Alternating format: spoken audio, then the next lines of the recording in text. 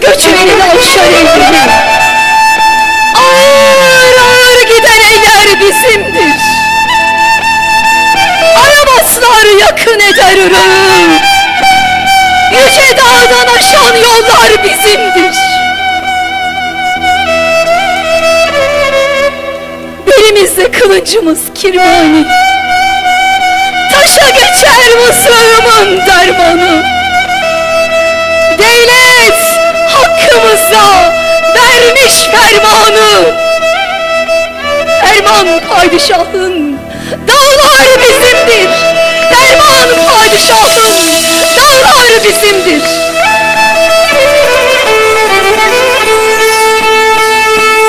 Zaten oğlum, yarın kavga kurulur. Olur tüfek davlumbazlar vurulur. Nice, nice koç yiğitler yere serilir. Ölen ölür de kalan sağlar bizimdir. Ölen ölür de kalan sağlar bizimdir.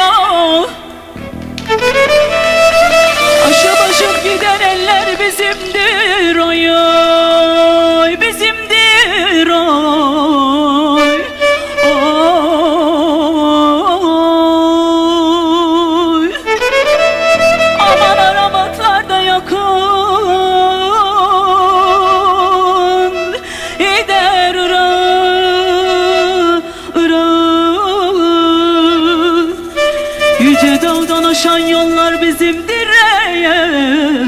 bizimdir. Aman arabatlarda yakın gider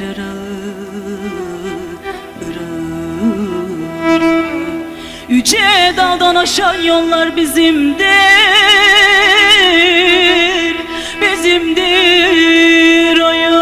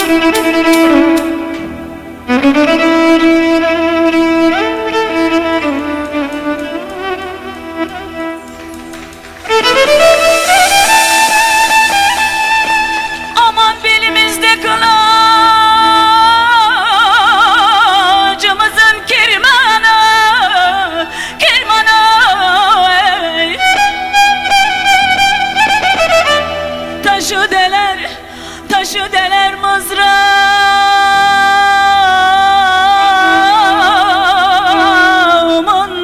temreni, temreni.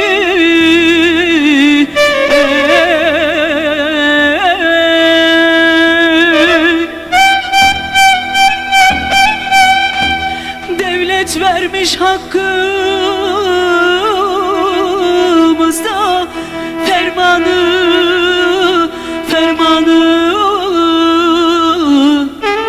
ferman padişahın dağlar bizimdir, bizimdir. Aman devlet vermiş hakkımızda fermanı, fermanı. padişahın dağlar, dağlar bizimdir, bizimdir. Hey hey!